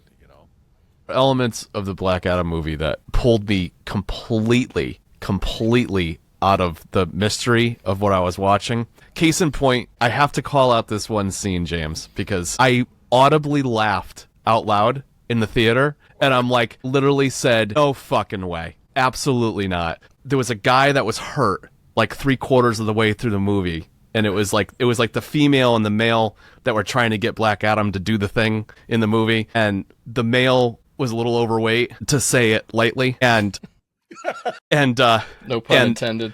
And they're like some recovery, and he's like at a hospital bed or whatever, and somebody makes reference to his blood pressure, and they said like, yeah, it's great, he's great, perfect, 120/80, and that's when I was like, no fucking way. I'm like, that's where you decided to make a stand, dude, on this dude? Just the script. Yeah, like you didn't fucking cast a 120/80 guy. I was like, I'm like, really? I'm like, your suspension of disbelief on so many things. This is where you want me to suspend my disbelief? Yeah. Fuck you. How about don't use that metric? Yeah. How about he's fine? I'm like, what choice was there? I got like people around me laughing and giggling the whole time.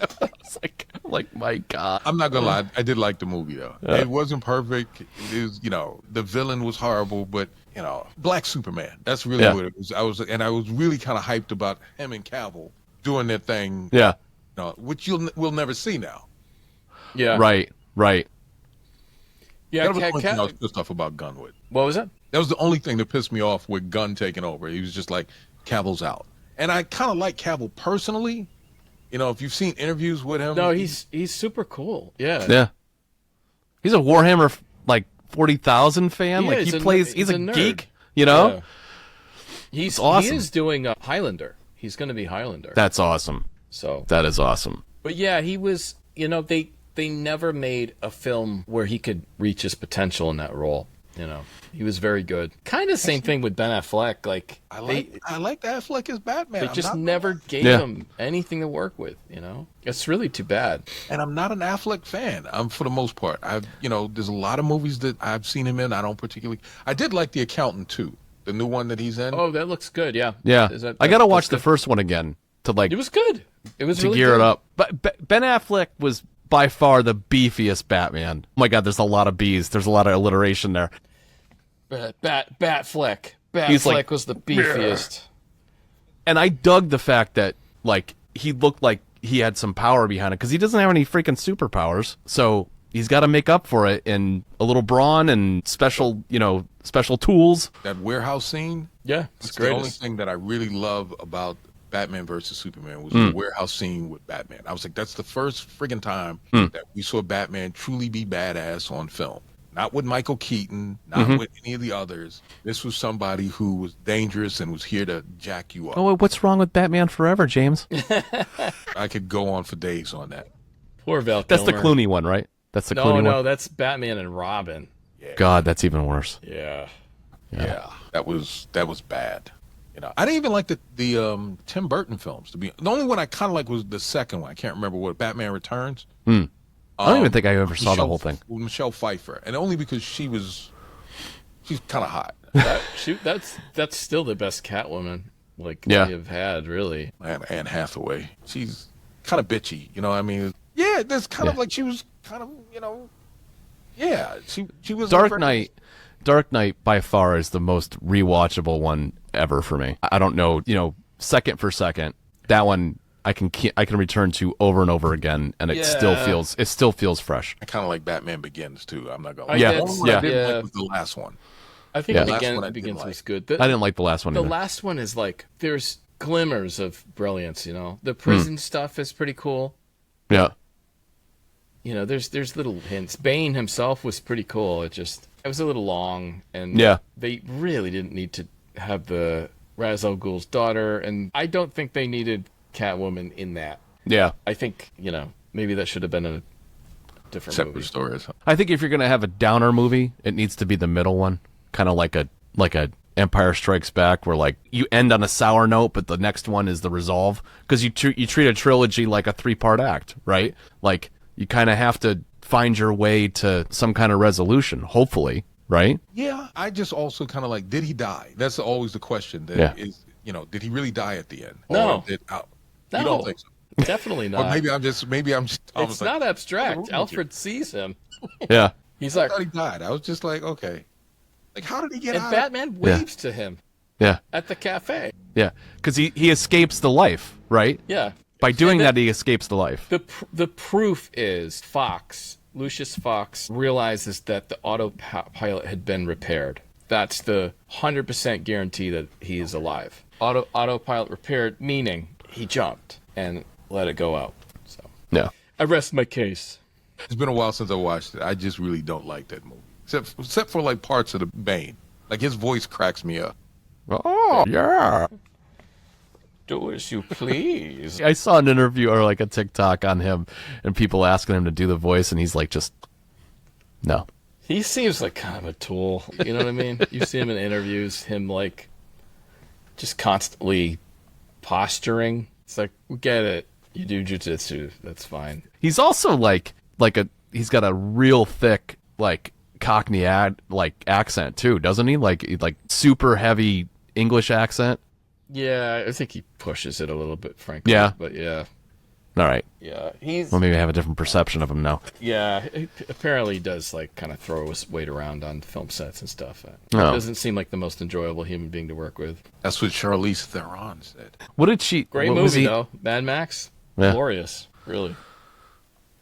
That's what they Way to said. fuck that up. Yeah, I mean, you basically revived the franchise. You had Charlize Theron, Furiosa, amazing character. You bring the franchise back to life in a glorious way. Everyone loves it. Oh, we'll do a prequel where we recast Charlize Theron, and then there's no Mad Max in it.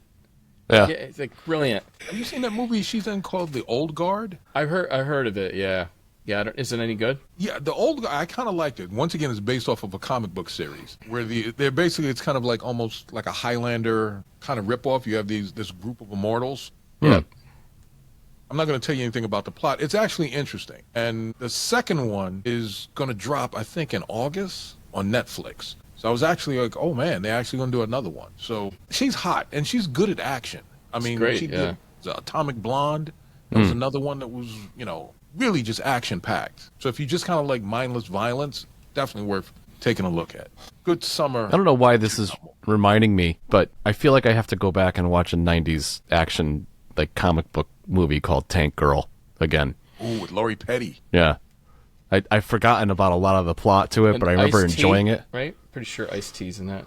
Yeah. It's some kind of werewolf or something. I had a thing for Lori Petty ever since, what is it, Point Break. She was Oh, in there okay. with Patrick Swayze. There was a time when she was really kind of cute in a weird kind of like mousy way. I got weird taste in women. So I like the ones that are not classically beautiful, just kind of quirky enough. Yeah. Ones I might have had a shot with. It's like if I'd approached them the right way. Charlize Theron, I was out of the ballpark. Not Halle Berry, none of them. Nah. Lori Petty, I was like, maybe I could swing that, you know. Tank Girl was comic, right? Did that predate Blade or was that after Blade? Probably around the same time. Interesting. Blade was like, what, 92 or something like that? I think so. That's another one that they kind of pooped the bed on. I think Have you seen Sinners? What was it? No, that looks good though. It's just still in the theater. I'll probably rent it. Yeah. See that? Yeah, 3 years before Blade. Tank Girl was 98. I think, is that Marvel or I don't know, but I know technically they say Dolph Lundgren's The Punisher may actually be the first Marvel. With him and Is that Louis right? Gossett Jr. Which actually, I kind of like that movie too. Or is that It's not a bad movie, but No, there's wait, elements that they do get of the character right. Like he's insane. Is that Roger Corman Fantastic Four? Was that before that? Anyway, you got Superman, original Superman. But then it's like, what do you count? Because they're You mean the first comic book movie? first Marvel comic book film. The Superman is DC. Oh right, yeah. And that makes no sense anyway because there's been Superman movies forever. Right. They got Christopher Reeve from forever ago, and then even Who's the first predecessor. Spider-Man? Even the black and white stuff and Yeah. TV shows and stuff. The John Bernthal Punisher series I thought was really good. That was really good. Yeah. Brutal, raw, very, very much in line with the comics. The comics were brutal. Have you seen the new Daredevil Born Again? No. Because Bernthal makes an appearance in that. They Oh, bring- nice. This is, yeah. So instead of having like the Netflix stuff being like their own separate universe, they're starting to integrate all of the old Netflix stuff into the MCU. So they're going to have, they have Daredevil, they have the Punisher. There's talk about Luke Cage and Jessica Jones. I heard The only about that. one they're not sure that they're going to bring back is Finn Jones as Iron Man, which not as Iron Fist, which I Yeah. kind of understand. That was not a good series. Yeah, I gave it a shot. Back in the day, I gave it a shot. Yeah. It wasn't. Seasons, wasn't it? Yeah. I don't even know if I finished the second season. The Iron Hand, or is that what's the name of the Steel Serpent. Steel Serpent? Yeah. Okay. Davros Serpent. Not good. Not good. She-Hulk was absolutely horrible. Yeah. Even though there was one aspect of it where they went totally meta, and they just basically started going like, we know you fanboys are going to hate this, so they were just kind of like, fuck you, we're going to just lean into it even harder. There's a part of it that I heard about that. Like, Yeah. I respected that. Yeah. That's a whole level of insecurity. Yeah, it's like pulling the Deadpool thing without any of the attitude behind it or like the power behind it. You know what I mean? Or charm. Yeah. Yeah. I mean, Deadpool 3 really did kind of turn it around a little bit. And it's the first MCU, like full official MCU rated R, and they hammered that rated R. My God, some of the sexual references and stuff in it, I'm like, how? They literally said, if you don't let us do it the way we have to do it, we're not fucking doing it. Like, that's just, you know what I mean? Like, holy crap. Just amazing. Just amazing. See Sinners, though. Sinners was good. Oh, I'll check that out. I'll rent it when it comes to the Amazon. What's the other one? The Amateur with Rami Malek. Another one which was really good. That's the benefit of basically working remote, is that I can, I'm teaching asynchronously, so there's days when I just like, I can make the matinee, get the senior discount. I got the senior discount for the first time. Nice. How good is that? What do you... It's not that good. It's not worth the embarrassment. Yeah. Yeah, I joined AARP this year as a 50-year-old. I'm like, woohoo! What do I get discounts on now? I got the IHOP 55-year-old discount, senior discount. I lied. I'm a couple of months shy, but I got the 60-year-old discount at AMC. The dude didn't ask me any questions, which kind of pissed me off too. I was like, senior discount, and I was hoping he'd go like, I need to see some ideas, some shit like that. He was like, nah, fuck it. You look old enough. How dare you? That's why I'm keeping the beard gray. Yeah. Part of my heart just died, you know. Well, he's probably just figuring if you're asking, like, who would lie about that? I would. I'm cheap. I'd love to see a 25-year-old pull that shit. Senior Walk in just discount. like, senior discount, please. Bro, no. It's not happening. I haven't been to the movies in the theater in a long time, so like 2 weeks ago, I just basically did a 3-day, a threesome, a three-peat or whatever you want to call it. Yeah. 3 movies on the same day. And Nice. It was fun. I saw Thunderbolts, I saw The Accountant 2, and Sinners. Yeah. Saw the 3 of them. But they put a lot of advertising into Accountant too. Like a lot. Because I'd been watching what channel on Amazon? Yeah, Misty 3000 channel on Amazon. And the commercials in between were heavy Accountant 2. And since the end of March, and that shit dropped like April 25th or something. So for a month, they were hammering that home. And there was 3 or 4 different promotions that were like anywhere from 15 to 30 seconds long. So they put some serious advertising into it. Accountant 2 is very interesting. It cost $80 million, only made $85. Now that would be considered a huge bomb, considering that There's a you have split to with double, us. Yeah. Yeah, plus marketing. That's global, or is that just domestic? Yeah, it's global. Because I don't think it was in the China market, so I think internationally it didn't have as wide as a release is possible. Distributed by Amazon MGM. Oh, I didn't know that was an Amazon movie. These Amazon movies, like... Yeah, but it's going to get new life on their platform. That's the thing. Yeah, it's like, that's fine. So it recovered actually, it didn't recover its budget. They only keep half. Yeah. Yeah, they don't care. Like, that happened with what was that rock movie that came out? Red One or something. Oh, Red Notice. Was it Red No. Notice? You talk about the Christmas one? Yeah. Yeah. Like, it only made like maybe $100 million or a couple $100 million, and everyone's like, "Oh, it's a huge loss." Like, not really, because it was Yeah, so now it's going to be exclusive to their platform, or if you want to get it somewhere else, you have to pay for it. So it's just basically like a giant billboard. You put it in the theater, maybe it makes $100 million, a couple $100 million, and maybe that offsets the budget, and then you make money from some rentals. And then it just lives on the streaming site. So. And here's the key to those, too. Between Amazon and Netflix, at least Netflix, I know this to be true. The fees that are paid to the actors and actresses and the rest of the crew and everything, it's one shot. Yeah. It is not residual. So they pay them a flat fee. It's big up front, and that's it. So anything else they make off of that movie and that IP being on their platform is all profit beyond the expense. So it's a whole different animal, right? It's a whole different animal than having to like cut a check every time, there's a syndication right or something where they have it available. And it's still a gamble. It's still a gamble to do it because the paychecks are bigger. Yeah. And they're up front. So yeah, but they have confidence in their generated revenue, so they're fine, Yeah, Don't Look Up was an example of that. Yeah, these movies are not particularly good. Netflix in particular they buy a lot of good series that they didn't make, and then they ruin them. They specialize in it. Squid Game is a good example. Black Mirror is another one where they will buy something they had nothing to do with and then make terrible sequel seasons and such. So they're terrible at that, and then they do occasionally accidentally greenlight good shows like Stranger Things, But for the most part, they ruin stuff. Yeah, but even that, Stranger Things. I would argue, even Stranger Things, by the time this last season's done, like, it's already kind of jumped the shark for me. Like, how many times The kids are going to be like 30 now, aren't they? Yeah. Yeah, seriously. Well, it was, like, really padded. I'm saying the quality of it was still very high quality, but, like, dude, Hopper's in that prison, like, freaking most of the season. Yeah. Yeah. And when he gets in there, like, I'm tired of it. The first episode, I was tired of seeing it, Yep.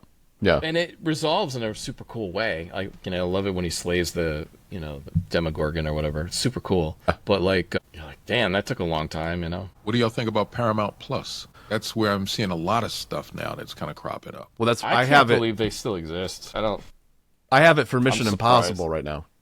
Oh, really? I'm surprised they don't. Haven't they been bought? Aren't they owned by something? Only reason I was messing with it was because of Star Trek. I Okay. love Star Trek, but I'm sorry, dude. Discovery was ass, and so was Strange Worlds. Strange New Worlds? You don't like that? It started out maybe the first. I was just about to handful start of that, too. episodes. Just about to start Like Captain Pike is amazing, and I love his number one. Gross. But it started out like I forget her name. Sorry. Romaine Stamos, right? Right, Is it Rebecca Stamos. Romaine Stamos? Rebecca- Yeah. She's still around? And so it started out good, and then it just got shitty, you know. And Discovery got they like straightened it out. It was horrendous, and then season 3, it was good again, and then they fucking ruined it again. It was crazy. What about Picard? Season 3 is where they should have started the Yes. show.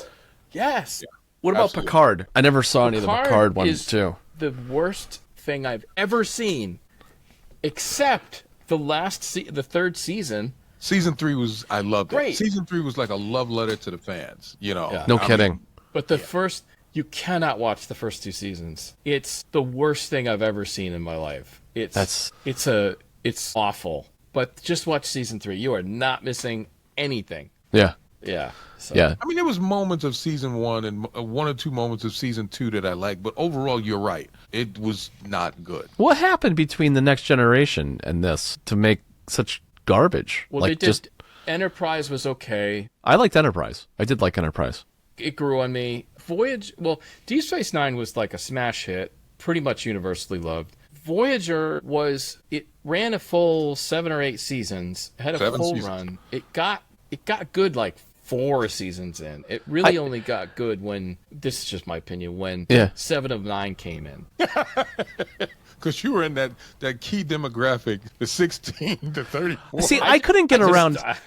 I couldn't get around the premise of the story, like the full-on premise of the ship and how far away it was. I was like, well, how many episodes of like the Next Generation did they go to like the edge of reality in the universe and find a way back? And the whole premise of the show, I'm like, I just can't wrap my head around. This is dumb. I liked it. I liked the premise. The problem that I had with it is that they left the format that they had for Deep Space Nine, which was serialized, and they went back to being episodic. Okay. The things that happened on Voyager, like major things that happened, the next episode, it was like Like it never happened, right? Like it never happened. Yeah. Yeah. And they had basically set it up so that you had initially it was supposed to be 2 crews, a Starfleet crew and this terrorist group called the Maquis. They had to work together to get home. Right. And after like 2 or 3 episodes, they just forgot that. And it was just like you're expecting this conflict, which would have been amazing. Yeah. This constant tension, right? This Constant tension. Yeah. It just was going, by the 3rd season, it was like everybody was one big old happy family. And Yeah. it was just like, If I just got to be honest, I think Janeway was miscast. I know that they intended to have someone different in there. I think you know who it was, right? Genevieve Bujold or something like that, French actress. Was she in some of the other? She was on 2 episodes, not 2 episodes. She did 2 days of shooting, and she was like, fuck this, I'm out of here. It's because she couldn't. The technical jargon was just nonsense to her, right? Like she was like, I'm not. And they pulled in Kate Mulgrew, and she, they wrote her inconsistent. Okay. That was always my issue. I just didn't. I don't know. I didn't like her voice. Her voice was super annoying. And when you're listening to the captain, Hepburn. That's what she sounds like. yeah, it just, when you're listening to the captain, you don't want it to be super annoying. And I just Was it on Golden Pond? I Well, dude, kept seeing her like shaking. it was multiple. There was also Was it Neelix? God, I know that reference. I know Neelix. that reference. It's an old man's reference. In the one show, they had Janeway's annoying voice, and they had fucking Neelix's annoying voice, and I forget, there was like one other person where it was like, dude, I don't want to hear this. Like, it doesn't, and it was driving me nuts because I love Star Trek, and there were, by the time, like I said, by the time season 4 came around, I was like immune to it or something, and 7 of 9 was interesting, and I was like, fuck it. But by the time it completed, I was like, no, this is good. This is real Star Trek. I liked it well enough, but I thought that there was so many missed opportunities. yes, that they had. missed fires. They made mistakes, and it Major could have mistakes. been better. Yeah. And they had a decent supporting cast. See, that was the thing with Deep Space Nine, is that when you had like this huge ensemble, but you had so many really great characters, that you could do like a Garrick episode or a Quark episode without, they didn't need to focus on Cisco and like, all the people, all the Starfleet people. So they had such a wide range of characters, and they all gave them a little bit of an interesting arc or story. Yeah. Voyager missed that. The only one who actually had a character arc was Seven of Nine, the Doctor, the hologram. The Doctor was really saved that show. That Doctor saved that show, and then like Chakotay, it's like he didn't even want to be there. Like you can tell that the actor like did not want to be there. I think the sort of end of that golden age of Star Trek was really like that last episode of Deep Space, right? That was pretty much that was it. It kind of closed it out. Didn't really warm to Enterprise until like the third season. It would have been interesting to see how it would have performed, because if you look at the first 3 Star Trek series, definitely the second 2, Next Generation, the first 3 seasons were almost unwatchable. People say that. I don't feel that way, but Yeah, I don't feel that way either, honestly, James. but I've heard that. I've heard people say You had that. the Negroes in Space episode. Wait, the what? Yeah. The Negroes in Riker Space. hates They that go to one. the African dude. The dude says, I'm going to pick the white woman. I'm going to marry the white woman. The black woman stands up and goes, I'm going to kill all of y'all now. So I'm sitting there like, Yeah. They had the space Irish people. Yeah. They were just drinking and Yeah. fighting. And dirty. They made him dirty. They made Racist. God. as an I Irishman. don't remember that. As I don't know why I don't recall that. Irish- God, you gotta go back and watch it. As Oh, an man. Irish American. So, I'm not even Irish, and I was just offended on their behalf. I was like, this is so... They made them dirty. They made them with dirt on their face, and they slept in hay. They were sleeping around. And- And Oh the- God, the now it's coming episode- back to me. I think I know what you. Yeah, that is not. episode, No. The next, for the next 5 generations, because there was so few of them, they had to have multiple wives and just sleep around and just be whores. I was just like, Jesus Christ. Yep. How is this Star Trek? And then like, Oh, that's Riker- right. Riker has sex with one of them, of course. Of course. Riker was just first 3 a dirty seasons- dog, man. He'd just go around every planet. He was like, "What disease do I get this week?" The first 3 seasons of Next Generation didn't get good until the Borg came around. Consistently good. After that, it took off. Yeah. And the same thing with Deep Space Nine. The first 3 seasons of Deep Space Nine were horrible. I definitely agree that almost every Star Trek series, like for some reason, it These 2 has seasons. cohesion 3 or 4 seasons in. Voyager took an awful long time. But what I'd say about Next Generation is, even within that first episode, it very successfully establishes the characters and the whole reality.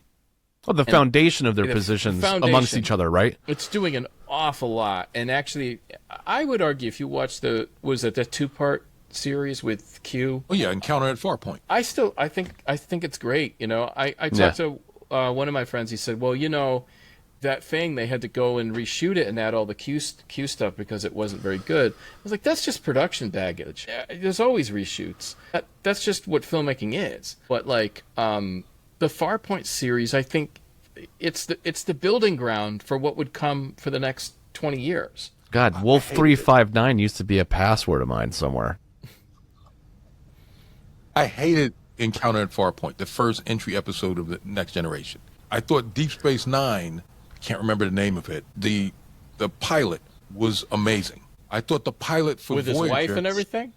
Yeah, with his wife. See, I and- didn't like I that. didn't like that. I was just too young. I was like, it's stupid. I was 10, 15 years older than you, maybe. And I'm sitting there watching it, and it was for me, it was the first time that you had like a black father on TV really being like, the kid wasn't on drugs. It was really kind of a positive, loving relationship.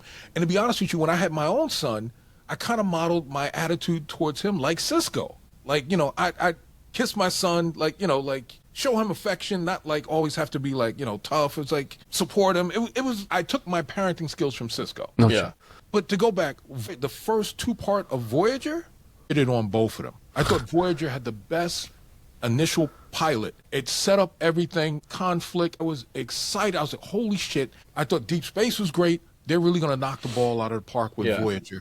And it went nowhere. Just Even went even the theme song to Voyager was like it all You could kind take it of, or leave it. it just was a little off. Like the problem is like you had such good Star Trek for so many years that it would probably just, All right. some of that was exhausted and It was a cash grab, though, because Voyager premiered halfway through Deep Space Nine. yes. Yeah.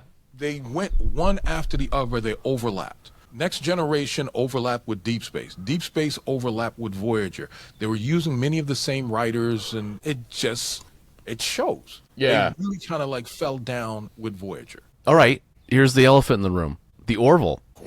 What do you think of the Orville? I never Oh, saw God. it. He hates it. No. No interest in it. Orville was honestly the best Star Trek since Deep Space Nine. Yeah. I Season even 3. enjoyed their pivot they did in season 3. Is it season 3 or 4? Season 3. Only 3 seasons. Yeah. And It there's took still them half of season 1 to find their footing. Like, Yeah. you watch the first couple of episodes. I've tried to get people into it. Yeah. You can't get through the first couple episodes. It's too silly. It's too stupid. And I was like, Well, that evolves away. yes.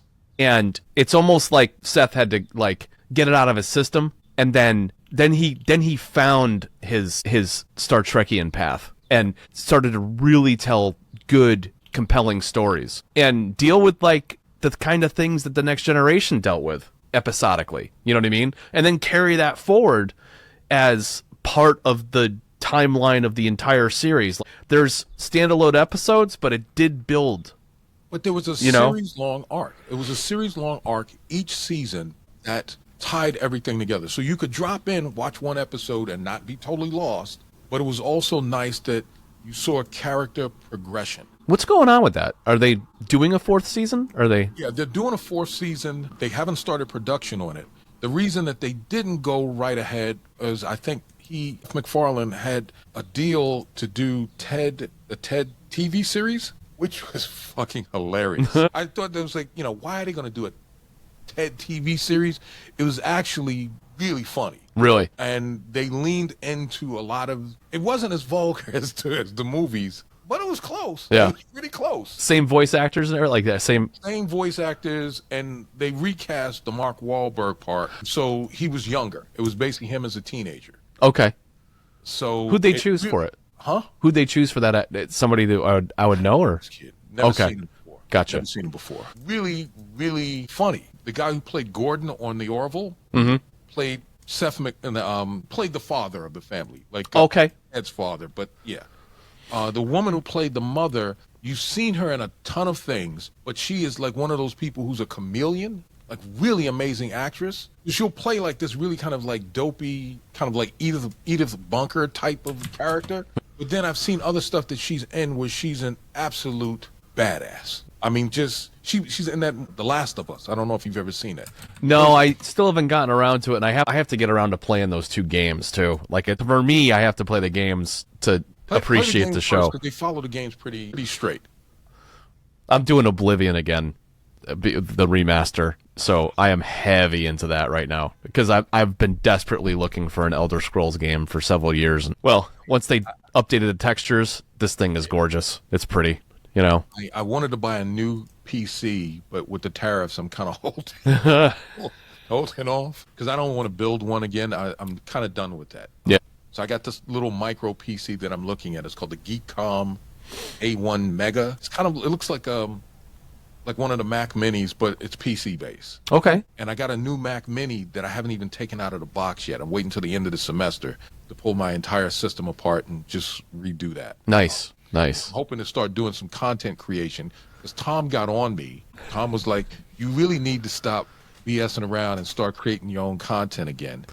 And I'm like, yeah, I do. But, Yeah, Well, that's part of your tenure, right? Like that's just you gotta lead by example with your students, right? I'm trying to retire at this point. I honestly, just building my brand and all the stuff that we were talking about, that takes a lot of work. Yeah. And I don't know if I have that in me. I got, 2 kids, I've gotten them both through college, aging parents. It's like me doing like content, and the type of content I'd want to do would get me canceled. You know, I still need to work for another couple of years. So Right. I don't want to do anything too, you know. Well, you could set it up. You could do the prep work now, and then just hit the ground running. A My tenured OnlyFans going. look, tenured professor. That's a joke. It's gonna take a long time to dethrone you. So start doing inappropriate stuff now, and then you'll just retire in a couple of years. Yeah. By the time you're taking your pension, it's like, well, we're going to ask you to leave anyway. So, so this works out real well. I wanted to be retired at 62, but I don't think I can do that. Just financially right now, it's just a little dicey. Yeah. And I start thinking like my friends who've been in prison. It's like, I could do 2 years. I'm 60. I can definitely do 62. I can do 65. Well, I can hang in there. I don't know if I could do 67. And 70 is out. I can't do another 10 years there. I just can't do that. Yeah. Nah, it's not worth it. I feel like I'm always going to be doing something, right? And seeing as I'm building this music thing and building content around that and just, you're mid 40s, right? I'm 50. Okay, you still got a little bit more time. It's like, give it another 10 years. It's like, I don't want to do anything other than travel, eat, travel. Just see the world. Are you gonna be what? You guys gonna be one of those couples that lives on a cruise ship? I've thought about that. That's actually kind of expensive, though. And it's kind of dangerous, too, Rogue waves, man. You have like one boat that you're on. You move from like boat to boat. There's rogue waves out there, 80 waters, feet. People can murder you. All kinds. Dude, 80-foot rogue waves. Seriously. There was one right off the coast of the Carolinas several years ago. Just Really? over the top of a freaking Carnival cruise. Took out a bunch of stuff on the Lido deck or whatever the top deck is called. I don't swim Screw that. well. Don't mean to lean into like the black stereotypes, but I don't swim that well. So I don't want to be on no boats when. My wife swims like a fish. She's Norwegian. Yeah. Me, if I'm out in the middle of the ocean, it's like I'm gonna die. She could But she could paddle water for hours. I'm gonna die. in an open ocean, I'm probably right there with you. I'm not gonna last very long. No way. Unless I do like, what is it, like the Jack and the Rose? Like I'm on the. Why didn't she just move over and give him some space on that thing? What the fuck? Save your buddy. She just like fuck him. Talk I'm about gonna die. Talk about a one-night stand. You're going to drown. There's no evidence. I got to be careful because I'm going to get canceled. Well, yeah, no, she was like, you are poor. There's no below deck, so the water for you. I had problems with her whole character, and she took that $1 billion diamond and just threw it in the ocean. That could have fed her family, generational wealth. She's just like, return to the ocean. It's like, I remember almost screaming. What is your problem? You're going to die. Yeah. What do you care? Yeah. That could belongs in the museum. All right, Indy. Is that another one that Disney messed up? Indiana Jones? Yes. Oh, yeah. Dear God. Yes, they did. Yes, they did. Hey, let's make Indiana Jones a tragic figure. Even though he never was a tragic figure, he was a hero, and we wanted to see him as a hero. Yeah. Let's make him a fool and a tragic figure. Raiders of the Lost Super Ark smart. is My all-time favorite movie. It's a perfect movie, Mm-hmm. It made me want to be a professor. You're gonna laugh, but I actually almost studied archaeology and college. I actually considered it, until I realized like you don't travel around the world punching Nazis in the face, digging in the dirt. I was just like, I get to carry a gun, I get to punch Nazis in the face. It's like, what's not to love about that? You get to whip people. Yeah. In the balls, in the face. And swing over stuff. I get to throw sand in their eyes. Turns out that's not archaeology / anthropology. It's a lot of book work, And a lot of digging in the dirt, just in really horrible places. It's like, no. Hey, you like camel spiders? Yeah. Yeah. That's going to be predominantly the thing that you're going to fear overnight. That something's going to crawl into your sleeping bag, bite your leg, and you're going to have this giant open ulcer on your. Or just also the concept of just like I don't know, like how the modern look at Indiana Jones is like, oh, I don't know, he's going into other countries excavating. It's like, no, the Nazis were gonna take the stuff, right, and he was trying to get to it first. He was a colonizer, Tom. Yeah. It's raping He's an people's imperialist. culture. You know, you can die. You can make it sound as a, you know, as much as I love Indy, Indy was basically stealing shit. Yes, you know, But he was stealing shit for America, not for Nazis. Right. Not for Nazis. Tomb Raider of the 80s. And that, You know? that makes it okay. Okay, I'm gonna let that one go. All right. Anyway, yeah. Do we end it on Indy? Yeah, I think so. I guess. We've been ranting about all sorts of stuff for 2 hours plus. Just last thing though. Yeah. The woman, Phoebe Waller-Bridge, who was the woman who is in that last Indy, who was really unlikable as a character. One of the funniest, she basically helmed one of the funniest TV shows that I've ever seen called Fleabag. I hear that show is amazing, actually. It's just so odd that she's getting thrown into these projects that don't seem to match her abilities. Her personality and her abilities. Yeah. That's a I'm glad you mentioned that. That's something that every time I see it, I'm like, I should add that to my watch list. I've heard nothing but good things about it, and then I forget about it. It's what, 2 seasons? 2 Yeah. seasons? 2 seasons. Yeah, I think it's 2, and it's on Amazon, right? Yeah. Okay. Watch it. Okay. Watch the first episode or 2 to see if it's really for you. I mean, but I honestly, it's one of my favorites. Wow. Okay. And she's also the one who did Killing Eve. I think she was. I heard one that of too. The creators of Killing Eve. You've seen that? Also another great series. I haven't watched all of it, but I really that's probably what I'm going to do this summer. You know, just guilty pleasure catching up on a lot of the stuff. Not creating content, Tom. I know. Do it. Do it. Do it. Anyway, I should go. But All right. yeah, thanks. This was a lot of fun. Let's do it again soon. I'm around. All right. Okay. Thanks, gentlemen. Take care. See you. Sure.